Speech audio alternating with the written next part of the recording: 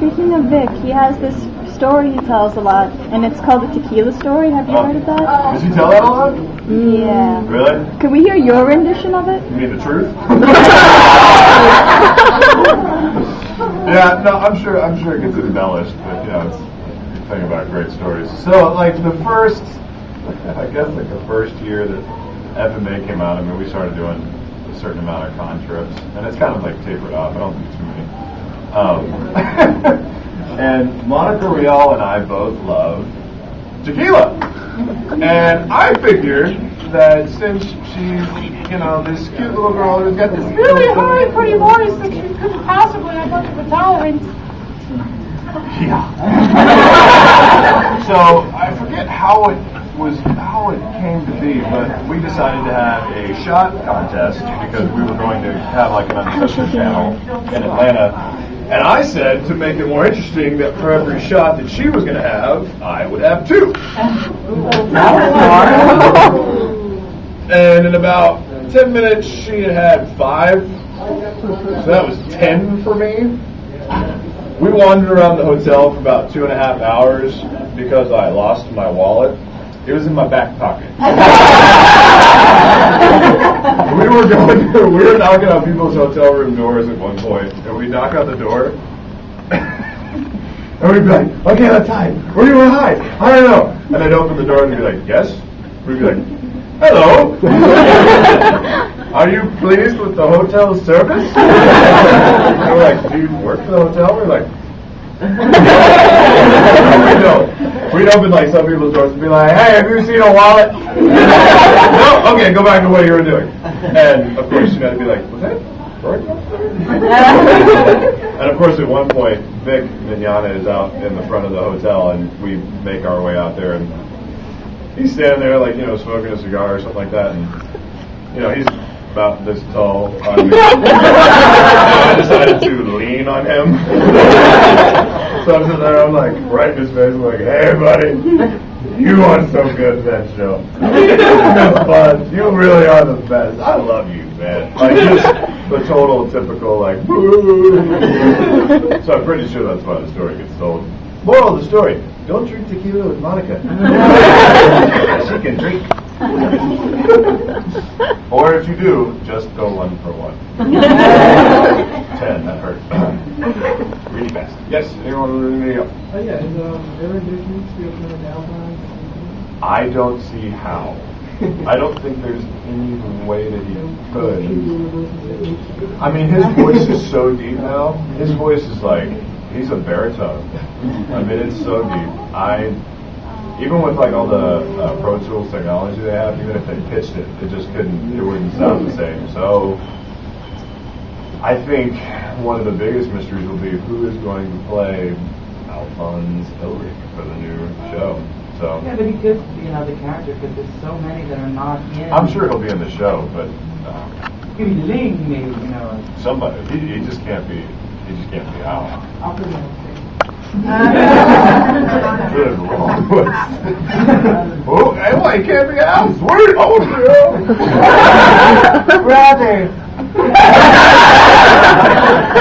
But he's hardcore in this one now. He's so much better. Oh yeah. He's not the little brother that follows. So have you read the whole manga? Yes. Anybody else read the whole manga? Oh yeah, because they're still like turning it out, right? Yeah. And then ask them about tomorrow. Wow, look at you guys. Yeah. We know what's going on. I know you do know more than me. I had somebody tell me a little bit, and I was like, no! You want to know why we know more than you? Because you actually have a life. People are at work go and sneak on and look. Well, I'm just here writing insurance? Okay. Right.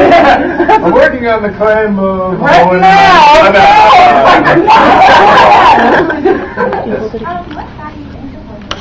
I used to be a male prostitute. I worked with a stripper, and my name was Travis Too Tall. I don't know. No, I always wanted to act. So I was in all like the plays and the musicals and the one act in high school, and got an agent in Dallas where I grew up. ended up going to school like in Fort Worth, which is only like 30 minutes away, so I can keep the same agency. And Dallas is a pretty good place for like commercial and TV and stuff like that. They get a lot of films in and stuff. So while I was in college, I was in the theater department there, and I was in a fraternity because my uncle was whatever. And I'm kind of a frat guy, and that I'm like an idiot, but these guys are like frat guys, you know, like watching sports. And we happened to one day, it was like a group of 8 of us, flip one channel past ESPN or something, and there's this show with all these guys with giant muscles and spiky hair, and they're screaming really loud and blowing things up. We're like, what is this? There's Dragon Ball Z. And it was like, you know, all it took was one like, Kame, and we're all like, ooh. That's awesome. And of course, like, you know, some guy's girlfriend came over and they're like 3 dudes like standing on the couch. We're all like, she walks in, she's like, you guys are such losers. We're like, leave our room of DBZ. So it became a frequent occurrence that we'd come back like every day at that time to watch Dragon Ball Z.